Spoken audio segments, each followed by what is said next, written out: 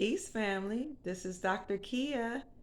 Long time no see. This is Sunday, February the 13th, 2022, and I'm happy to be back before you again, before the camera. Well, as you all know, my loved one, my children's father, for whom I had been a caretaker or caregiver, transitioned recently. I think it was about, yes, 2 weeks ago, and then we had homegoing services last week. It was a very challenging time, or it's still a challenging time, but we're coping. And I do know and understand and overstand that he is resting with the ancestors and he has reconnected with the divine consciousness. So that does bring me peace. It brings me peace knowing that he's no longer suffering and in pain. Um, and so, I don't want to be selfish and hold him here, but I really did everything in my power that I could think of to keep him here, as well as our children did the same thing. But his transition into the ancestral realm made me think about some things that I've actually been thinking about for a long time and I wanted to discuss, but I know it can be a touchy topic, and that is the topic of a legacy. Now, I've been to many funerals where the wife or and women have shown up to the funeral. Everybody's sad, whether you are married to a gentleman or you are just connected to him, or you might love him, you might be a family member or a friend. And people show up to funerals to pay their respect or and to homegoing services and celebrations of life. That's what we called our service, a celebration of life or a homegoing service. People show up to the services to pay respects, to also see family members, to love on each other, to fellowship, and all that good stuff, right? But after the service is over and there comes a time to discuss the finances of the individual who has transitioned, it can become very, very touchy. Sometimes even before the conversation is had, because some people know that the person has left a legacy. Now, a legacy usually is a piece of property or money or something, some possession that the person has bestowed or bequeathed or left to someone else once they transition into the next life. Then there was another definition that was added sometime later that means something that happened in the past or something that is given to you that is not monetary, such as values and um, respect and love. Those things are like values, codes, those things that were passed down to a generation or two people from the person that has transitioned. So that's all incorporated in the word legacy. I think it's important to talk about a legacy because when a person transitions, you have memories, fond or not, but usually fond memories of what that person has taught you, what they shared with you, what you've experienced with that person, and also you have new thoughts about what did that person leave you. And actually, that's something wonderful that a person thought of you enough to leave you something, whether it be values, characteristics, and traits you can take on and pass down to your posterity or your generations that come after you, or even if it's money or wealth and property. That's important that someone cared enough about you that they left you in a good financial position, or at least didn't leave you in a whole lot of debt. Now, what I have experienced at these funeral or homegoing services or afterwards is family members or at least someone feeling like they have been left out or they've been shortchanged because the person didn't leave them anything. And then you have those who are very happy and well pleased, even though they're grieving that my loved one left something for me. Now, this is something that has been going on for generations and centuries, and time and time where people leave things for the people, their loved ones. It's what's expected. Um, but recently you've had people to come along and say it doesn't matter if a person doesn't have anything. You should just marry for love. You should be a ride or die. You should be down like four flat tires. You should just be with someone because you have these pheromones and hormones and lovely, wonderful feelings for them. And this is what I want to take to task today. I want to admonish or encourage women who are mating with people or preparing to mate with someone or looking for a person to spend your life with to please have an expectation of that person to provide for you, to leave you and your children something. Because if you don't have that expectation, then oftentimes if that person hasn't been taught or trained or doesn't have those values to leave something for you and your children, they won't. Now, I often hear women say things like, oh, the man is no good, or the man didn't think about you, or the man is selfish, or they will blame the system for the reason why a man hasn't gotten himself together. They'll say it's white supremacy, it's the system, it's, humans are enslaved, or they'll come up with all these reasons for why a man should not or cannot provide for his posterity, for his wife, for his children, for the mother of his children, if he has not married. But if you don't have an expectation as a woman for thinking for what that man should do for you or your child, then you have to take some accountability for having been left with nothing. And I say this in love, and I say this, I'm really passionate about this because it makes no sense for us to be so concerned about ourselves and so concerned about how we feel, I feel good, or what it's like in the bedroom, that we don't even consider how our children will be how they will be left to deal with life if they have no finances, no property, no values, no morals to take on the world or to even go about life because their father didn't teach them. Now, I know we live in a society where we have a lot of feminists and we have a lot of women who can take care of themselves. And I think that's awesome if that is where you truly are. What I would encourage you to do is think further than what history has taught us about feminism and think about the children. Think about your posterity, the generations that you have birthed into this world and the ones that will come after your children. What has he left for them? Have you even expressed that he should leave something for them? Or have you even considered that if you don't have that expectation, you won't get it? Now, I think this is important because even though I married at 18, when I was married at 18 and my husband was 20 at the time, there was an expectation from me, from his father, and I mean, from his mother, excuse me, his father had passed on, from the community in which we were raised. There was an expectation that you would provide for your woman, even if she was young. So thank God, although we married in college when I was 18 and he 20, he had a mind to provide. So by that next year, I had a 3-bedroom house. I had a fence around the house. I had property. And even later on, he bought property.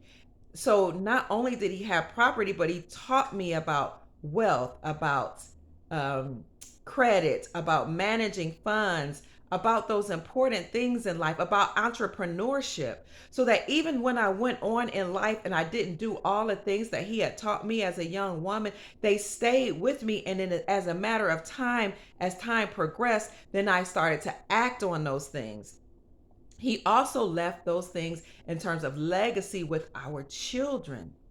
So I see people who are in that same position where the husband has taught values and principles and codes and characteristics that the children can take on. And as well, in terms of legacy, he has left them something.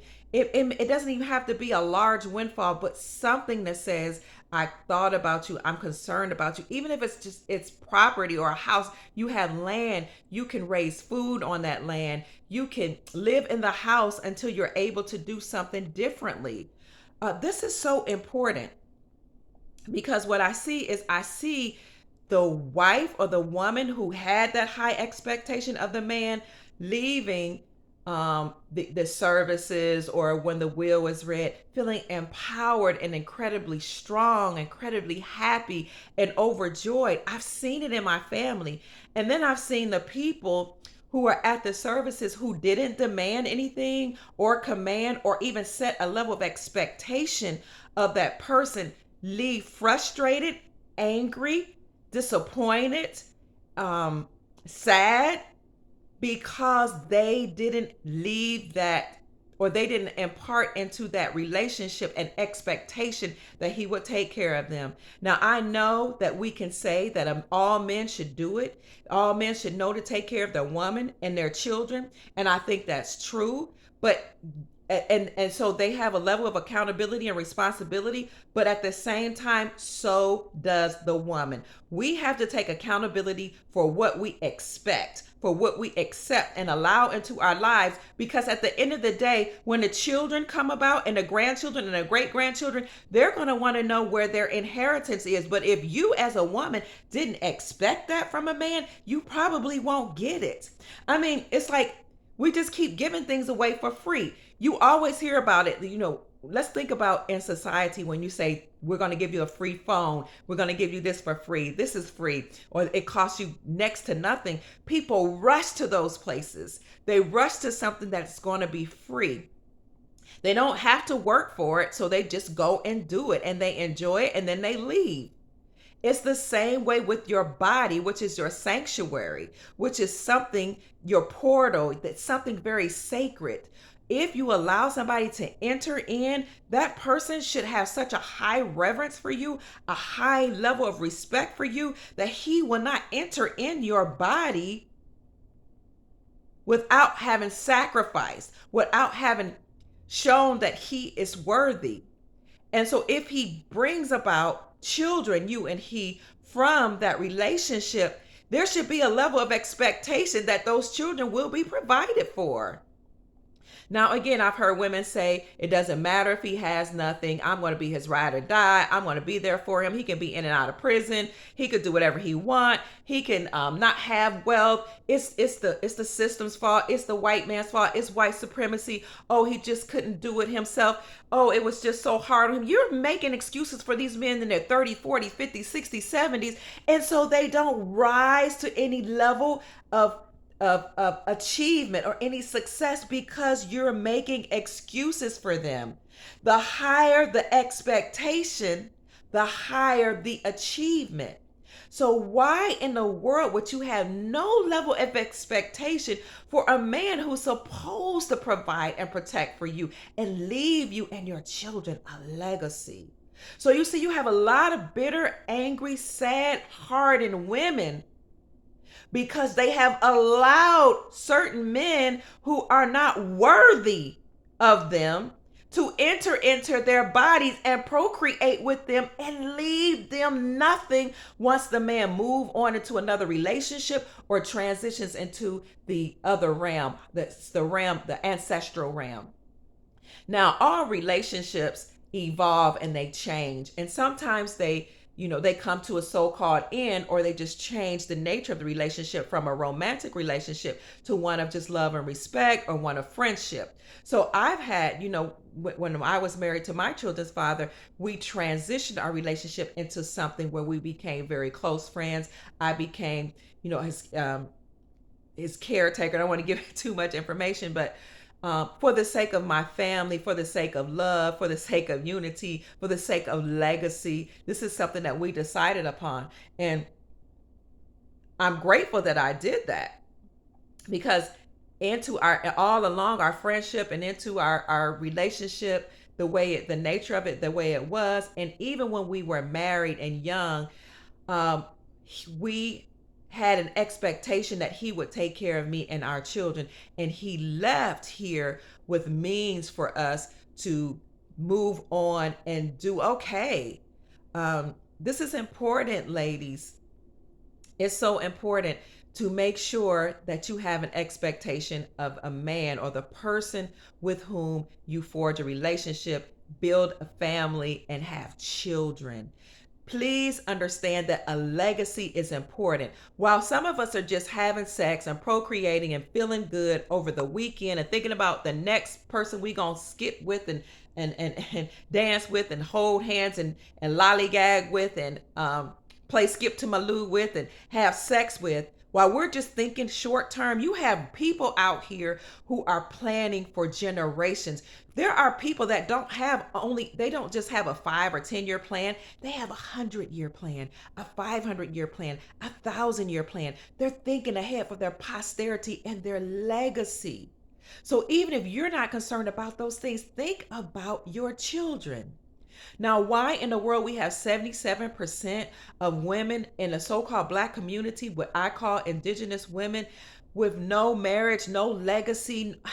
It's mind-boggling. It's mind-boggling. We have to think beyond today, beyond yesterday, beyond feeling good between our legs, and think about how this affects the children. Because what I've seen is some of these women show up in my family angry, upset, because, this man may have left something to the people who had a high expectation and expected them to leave him something.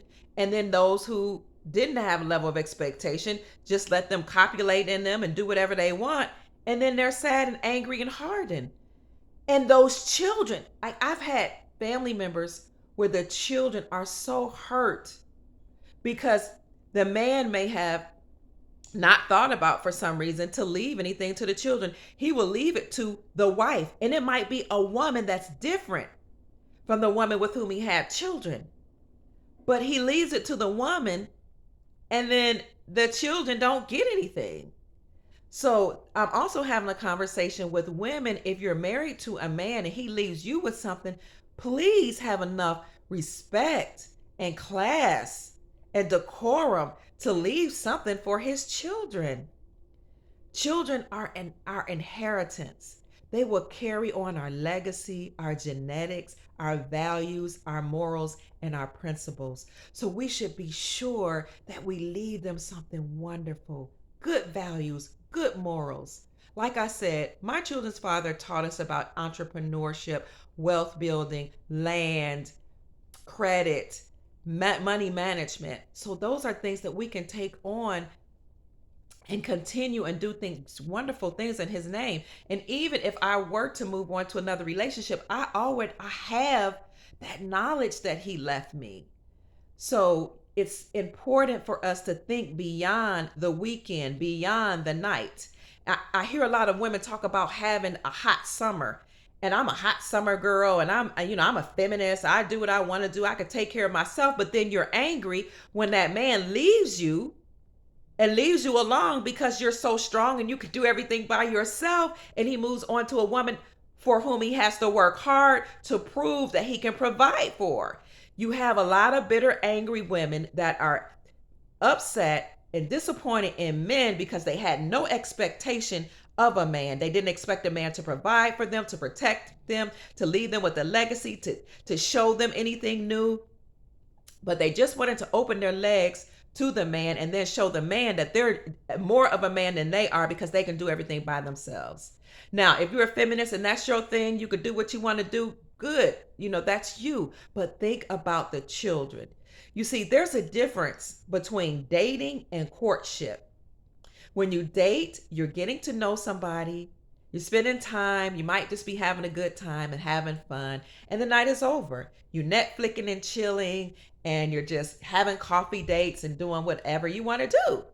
But a courtship, this is what my husband and I had. And, any relationship that I have, a courtship is when a man takes you out, shows you a good time, spends time with you.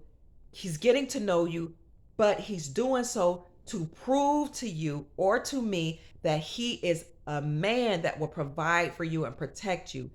During this course of time, he is also introducing you to his family members, which hopefully your families already know each other because that's how they did it back in the day. And I'm kind of old school, but if they don't, he's showing you his family's meeting him, your family's meeting him.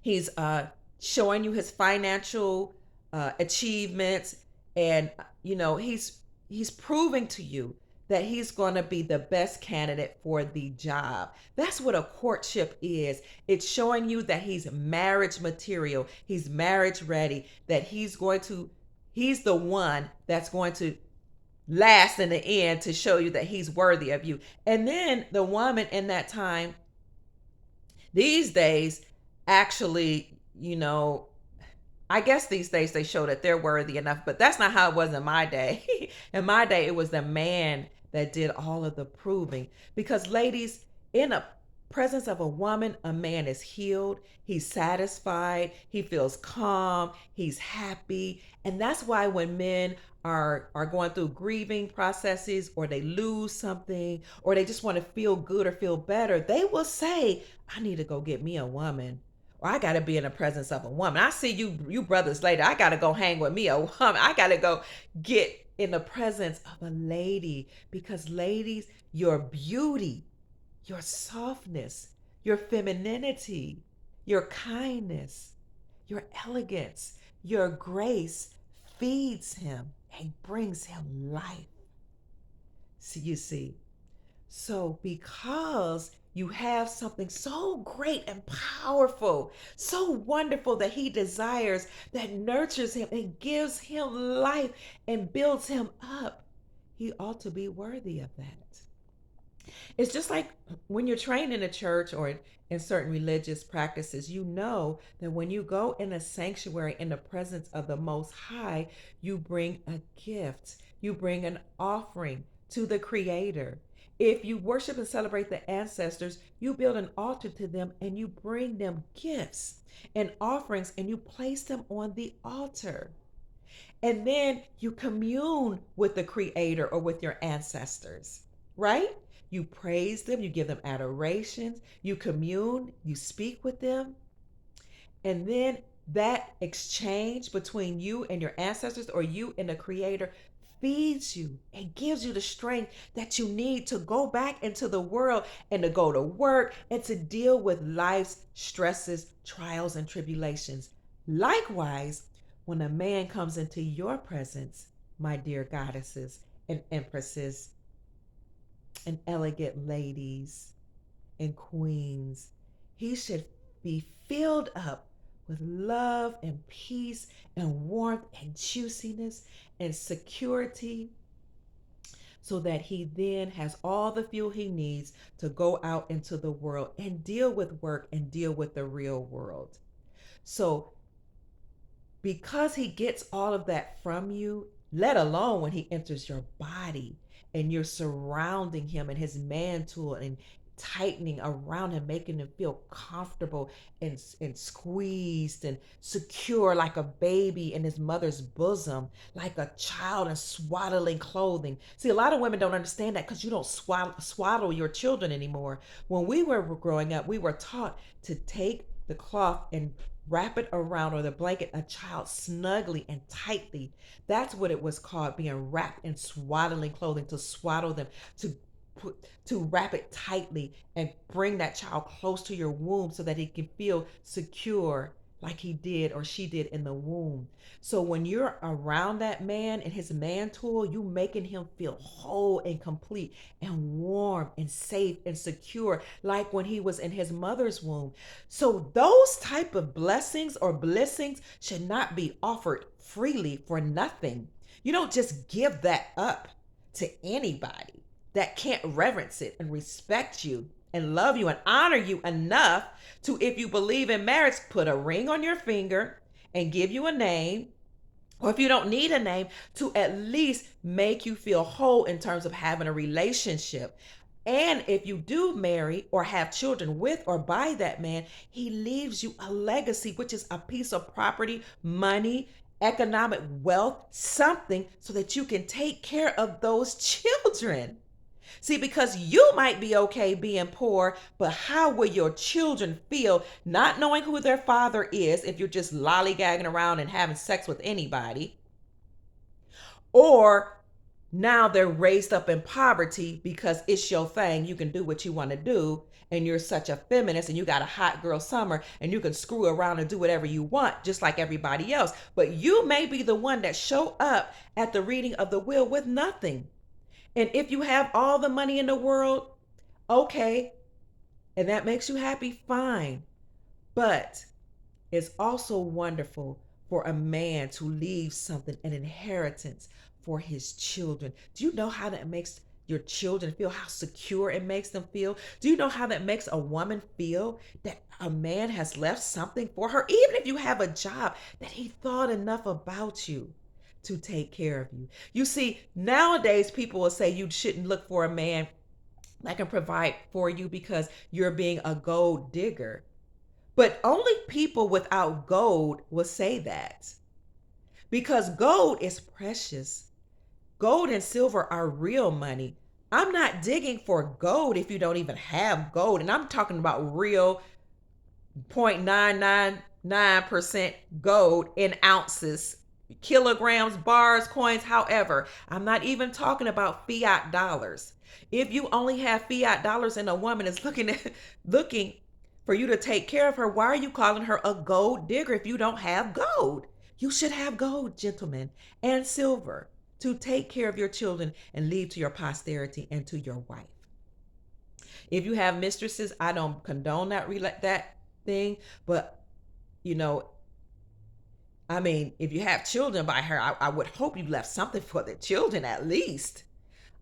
This is why a lot of women don't support mistresses and that type of thing because usually what's legal, it's what is, when a man leaves something, it's to the wife. What the license, who holds the license is the person that generally holds the wealth. Unless he wrote something in a will for the mistress or the other children. But I don't want to get onto that because that's not part of my ideology. But it's about, that's real life. So ladies, you should make sure that you're securing your wealth. So you're securing wealth for your posterity. So it's only in recent years you hear she's being a gold digger, but most communities and all societies, a woman levels up in marriage or she practices hypergamy, which means she marries a man that comes from a higher class than she, or that at least that can take care of her and provide her and her children with wealth. So hypergamy is marrying up so that a man can take you out of your financial position. If you don't want to do that, ladies, then you certainly should be investing in gold and silver yourself. Not just making a good salary, but investing in gold and silver because gold and silver are real money. It's considered God's money.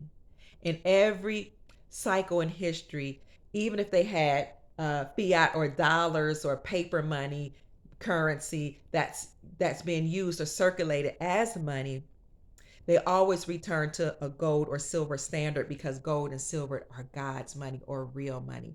So ladies, you're not gold digging if you're looking for someone who can bring you out of your situation or leave something for you and your posterity. That should be a man's good pleasure. That makes a man honorable. I can't tell you how empowered I feel just knowing that my children's father, my husband, left me in a good position, even with just the values and the principles and, the legacy that he left for us makes me feel so secure. And trust me, those things I will make sure all of his children, whether they were by me or somebody else, has access to.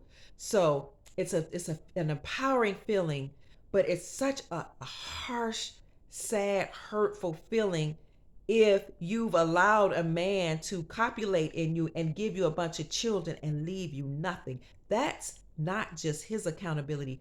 That is our accountability and responsibility as a woman, as the woman who brings forth life and ushers these children into this realm through our portal. It's our responsibility to ensure that they will be well provided for.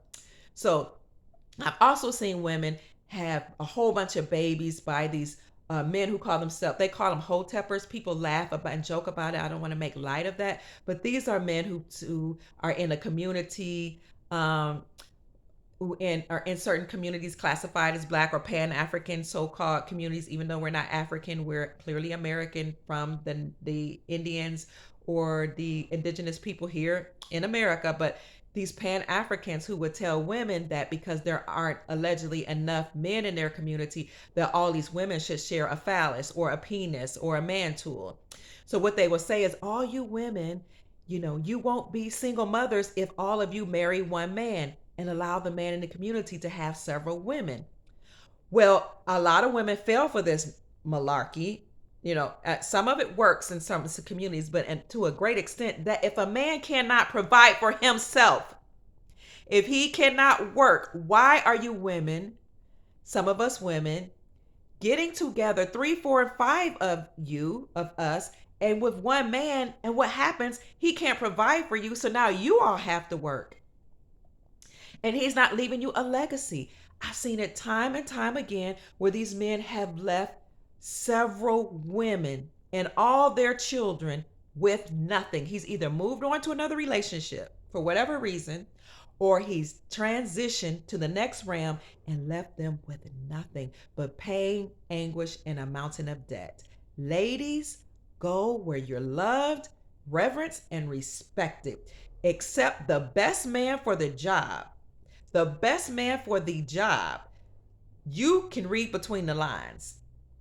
Don't just get a man because he's the only man you see in your community. Think outside the box.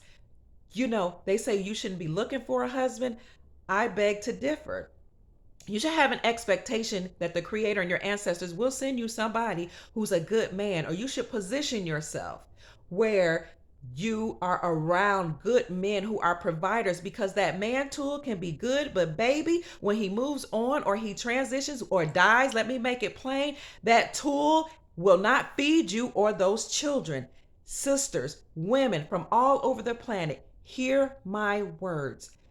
Expect a man to take care of you. Expect him to rise to a high level, and don't allow him to enter into your sanctuary without proving that he is capable of taking care of you, of leaving you something if he leaves here, even if you have something of your own. This is just wisdom. So I hear a lot of women, I'm having a hot girl summer. I can do, it's my thing. I can do what I want to do. I can date like a man.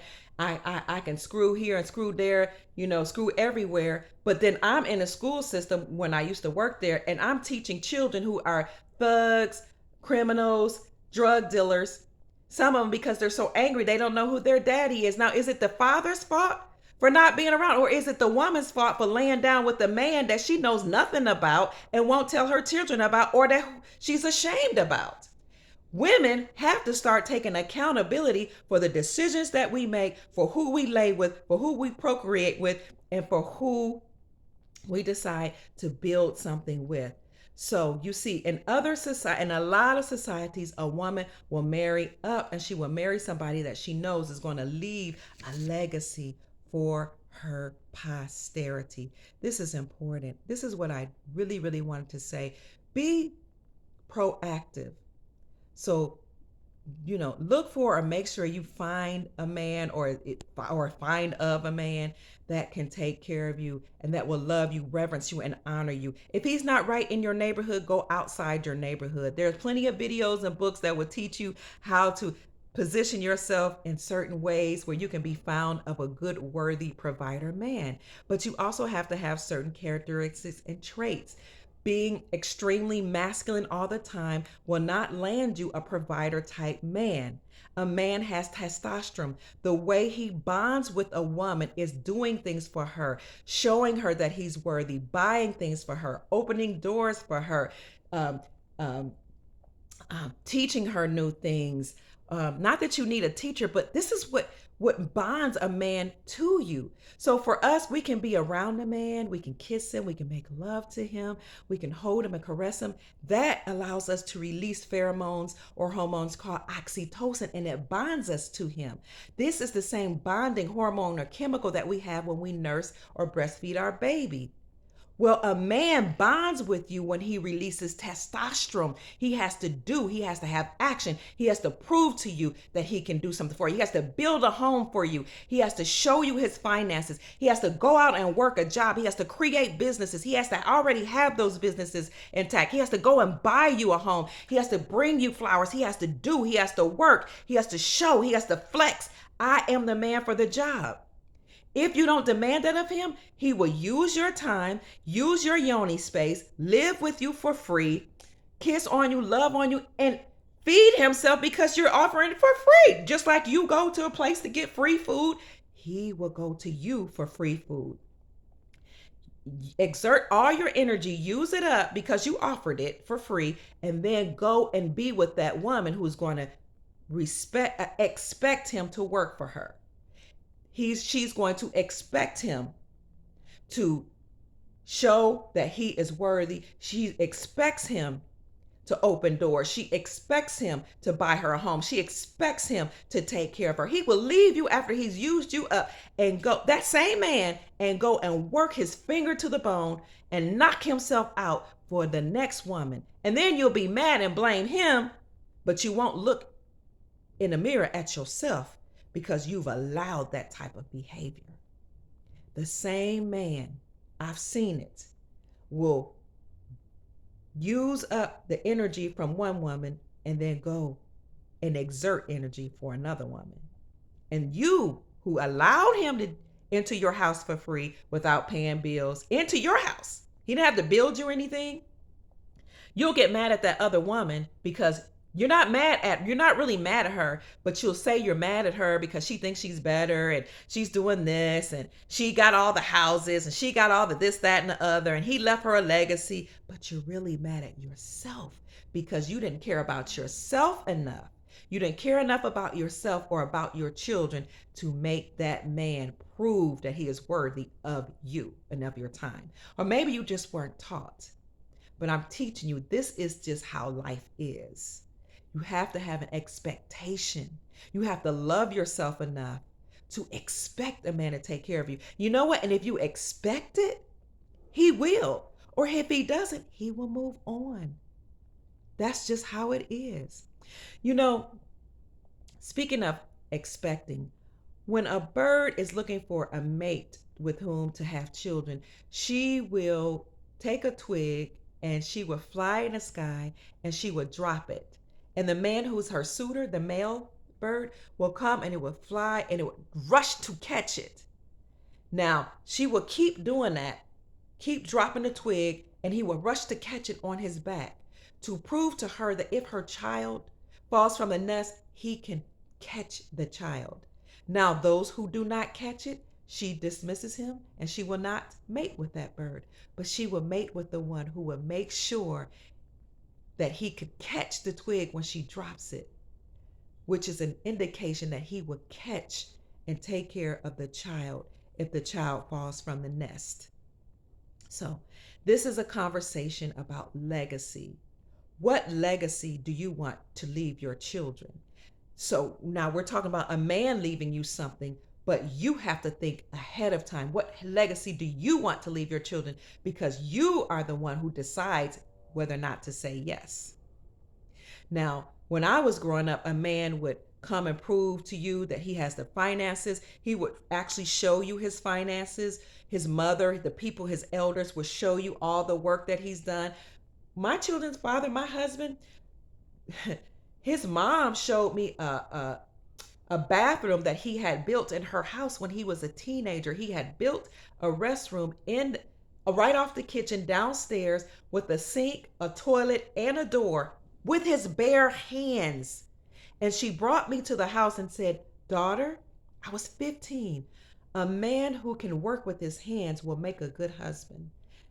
Not only that, she would say, "Daughter, I've taught him he must buy a house. He must buy a car. He must provide for you." This man bought me a home, a 3-bedroom home with a bathroom, one bathroom, a fence in a nice neighborhood. It was so nice that the city demanded that we sell it to them through eminent domain. And I just lost the house in 2010, and we've owned that house since 1987.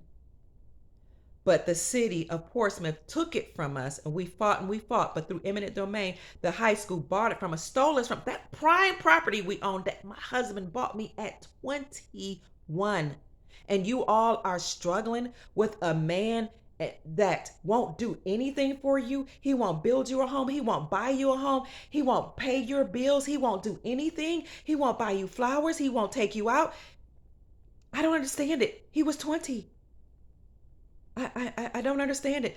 And he left those principles and those things to our children. I don't get it. You all are doing coffee dates, but my makeup, this little bitty makeup, this foundation costs 50. The blush costs about 10 to 20. I can't remember. The little eyeliner costs money. The hairdo costs hundreds. I mean, you're going out spending expensive makeup because we like to look good. And this isn't even the expensive makeup. This is NARS. They have some way more expensive. My daughter did my hair. She's a professional. But if someone else had done it, this is at least $300. You're spending this good money, and then you're going on a coffee date, coffee that costs $5, and he can show up in raggedy jeans and tennis shoes because the man's got him down. He can be in and out of prison and not prove anything to you. He cannot have a job. He cannot have any wealth. I don't understand, ladies. Respect and love yourself enough to be concerned about your children and your posterity if you're not even concerned about yourself. Oh, what I was going to say is I had children who, when I was teaching in the high schools, who didn't know who their fathers were, who were really angry, whose mothers were very, very poor. So they felt like they had to go and steal to help them. We wouldn't have this situation if the men worked. Now, a lot of men do need help, but some of them are not rising to the level of occasion that they need to because you're not expecting them to do anything. You're making excuses for them. Don't make excuses. Men don't need excuses. Men need to know that they have to do. I was on a podcast once and I told men who were doing all this crying and ranting and raving about defunding the police and racism and white supremacy and all that. I said, you're a man and you're sitting around here talking about hands up, don't shoot, and you're crying and you're saying, I can't breathe. You're casting those negative affirmations over yourself. Be a man. Come up with some solutions. Create some businesses of your own and stop begging somebody to do something for you. Don't hold your hand up. This is a surrendering posture. Hands up, don't shoot. Talking about you can't breathe. That's negative. What if you say, I can breathe, I breathe often. I am God. I am God in flesh. I am the creator. I create my own solutions. I am a provider and protector. What if you cast those affirmations on yourself and you start actually creating jobs so that you can employ the young men? What if you men create rites of passages for young men? What if you do something, you actually get a job and work instead of walking around marching and screaming and crying and expecting your woman to be in the front lines?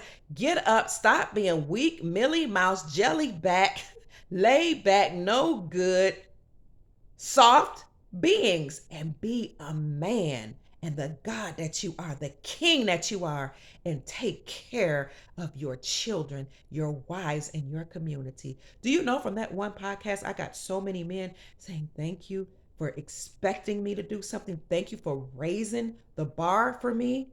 And a lot of them actually stopped whining and complaining because I have high expectation for everybody